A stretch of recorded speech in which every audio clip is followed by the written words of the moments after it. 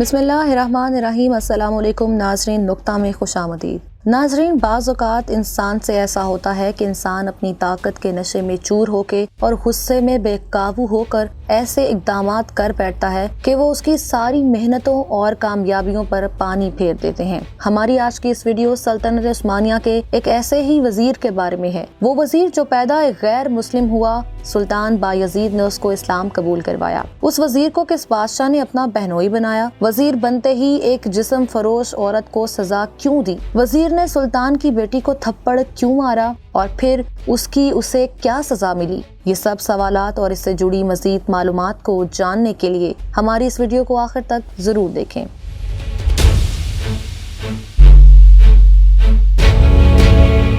ناظرین، اس غیر مسلم پیدا ہونے والے وزیر کا نام لطفی پاشا تھا۔ لطفی پاشا 1488 کو پیدا ہوئے۔ آپ کے والدین عیسائی تھے۔ لطفی پاشا البانی نسل سے تھے اور آپ کا تعلق ولورا سے تھا۔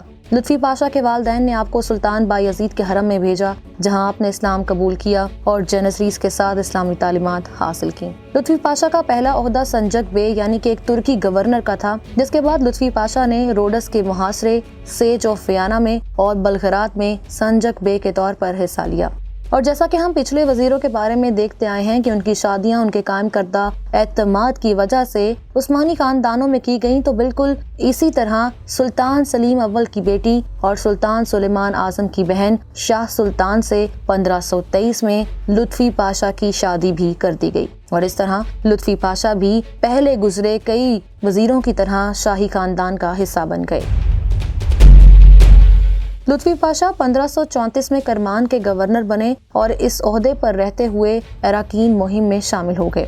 اناطولیہ اور رومیلیا کے گورنر کی حیثیت سے فرائض بھی سر انجام دیے۔ ناظرین، سلطنت عثمانیہ میں 3 وزراء کے عہدے ہوتے تھے۔ پہلے وزیر کو گرینڈ وزیر کہا جاتا تھا، اس کے بعد دوسرے اور تیسرے وزیر کا عہدہ آتا تھا۔ وزیر بننے کے بعد لطفی پاشا نے اناطولیہ میں صفویوں کے خلاف سلطان سلیمان کے لشکر کی قیادت کی، مصر اور شام میں مملوکوں کو شکست دی، جس کے بعد لطفی پاشا نے 1538 میں دوسرے وزیر کے طور پر مالڈوین کی مہم میں حصہ لیا۔ لطفی پاشا کا سب سے بہترین کام 1540 میں وینس کے ساتھ ہونے والے معاہدے میں ایک اہم کردار ادا کرنا تھا، جس نے سلطنت عثمانیہ کی وینس کے ساتھ ہونے والی جنگوں کو ہمیشہ کے لیے ختم کر دیا۔ یہ معاہدہ ہی ایک ایسا معاہدہ تھا جس کی وجہ سے خطے میں امن قائم ہو گیا، اور اسی وجہ سے لطفی پاشا کو آج بھی یاد رکھا جاتا ہے۔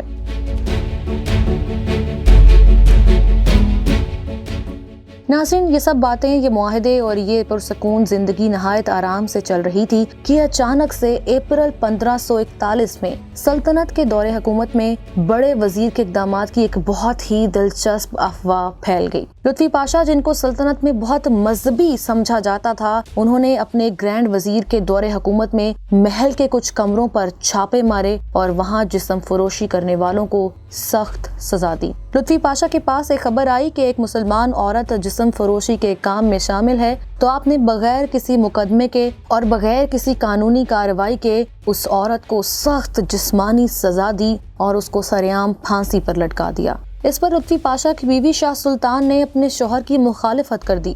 انہیں لگا کہ لطفی پاشا کو ایسا نہیں کرنا چاہیے تھا۔ لطفی پاشا اس پر بہت شرمندہ ہوئے اور اپنے اعصاب پر قابو نہ رکھ سکے اور اپنی بیوی کو اپنے ہی خلاف کھڑے دیکھ کر اپنی بیوی کو تھپڑ دے مارا۔ سلطان کو اپریل 1541 میں اس واقعے کے بارے میں معلوم ہوا تو سلطان نے لطفی پاشا کو گرینڈ وزیر کے عہدے سے برطرف کر دیا۔ سلطان سے یہ بات برداشت نہ ہوئی کہ لطفی پاشا نے ان کی بیٹی کے اوپر اتنی سی بات کے اوپر ہاتھ اٹھایا۔ ناظرین، گرینڈ وزیر کے عہدے سے برطرف ہونے کے بعد لطفی پاشا نے اپنی بیوی شاہ سلطان کو طلاق دے دی، جس کے بعد ظاہر سی بات ہے آپ کا شاہی خاندان سے رشتہ ختم ہو گیا۔ لطفی پاشا نے جب شاہ سلطان کو طلاق دی تو لطفی پاشا کو سلطان کی جانب سے جلا وطن کر دیا گیا اور 2 سال کے بعد آپ کو معاف بھی کر دیا۔ لطفی پاشا برطرف ہونے کے بعد تقریباً 20 سال تک زندہ رہے۔ جلا وطن ہونے کے بعد وزیر لطفی پاشا نے اپنے آپ کو کتابیں پڑھنے اور لکھنے میں بہت مصروف رکھا۔ لطفی پاشا نے 21 رسالے مذہبی موضوعات اور تاریخ پر لکھے، جن میں سے 13 عربی اور 8 ترکی زبان میں ہیں۔ آپ کی 2 کتابیں ہیں، ایک اسف نام سے اور دوسری تیواری العثمان کے نام سے، جس میں عثمانی تاریخ اور آپ کے تجربات کے بارے میں بتایا گیا ہے۔ 20 سال گزرنے کے بعد 27 مارچ 1564 کو لطفی پاشا کا انتقال ہو گیا۔ नाज़रीन, वो लोग जो मरते वक्त लुत्फ़ी पाशा के पास मौजूद थे, उनका ये कहना है कि मरते वक्त भी लुत्फ़ी पाशा को अपने जला वतन होने और शाही ख़ानदान से अलग होने का बहुत दुख था। उनको अपनी वो गलती जिस पे उन्होंने अपनी बेगम को थप्पड़ मारा, उसका निहायत ही अफसोस रहा। उन्हें लगता था कि शायद अगर वो ऐसा ना करते तो वो एक बड़े वजीर बन चुके होते, और इस बात का गम लुत्फ़ी पाशा को मरते दम तक रहा। नाज़रीन, हम उम्मीद करते हैं कि हमारी आज की ये वीडियो आपको ज़रूर पसंद आई होगी। अगर हमारी ये वीडियो आपको पसंद आई है तो इसे लाइक करें, शेयर करें और हमारे चैनल को सब्सक्राइब करना ना भूलें, ताकि आपको मज़ीद ऐसी मालूमाती वीडियोस मिलती रहें।